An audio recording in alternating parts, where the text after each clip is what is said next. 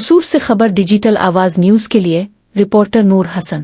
دریائے ستلج میں سیلابی صورتحال کے پیش نظر ضلعی انتظامیہ، پولیس، ریسکیو 1122 اور دیگر اداروں کا مشترکہ ریلیف آپریشن جاری ہے۔ ڈپٹی کمشنر قصور عمران علی اور ڈی پی او محمد عیسیٰ خان کی زیر نگرانی دریائے ستلج سے ملحقہ دیہاتوں میں لوگوں اور مویشیوں کے محفوظ انخلاء کو یقینی بنانے کے لیے حکومتی مشینری پوری طرح متحرک ہے۔ انتظامیہ کے مطابق اب تک 6577 افراد اور 2569 مویشیوں کو کشتیوں کے ذریعے محفوظ مقامات پر منتقل کیا جا چکا ہے۔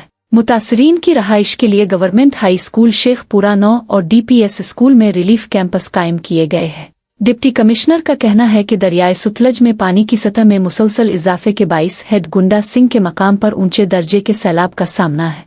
بھارت کی جانب سے چھوڑے گئے پانی کا 2,52,000 کیوسک کا ریلا دریائے ستلج سے گزر رہا ہے، جس میں مزید اضافے کا خدشہ موجود ہے۔ ریسکیو آپریشن کے لیے 74 کشتیاں اور دیگر ٹرانسپورٹ وسائل استعمال کیے جا رہے ہیں۔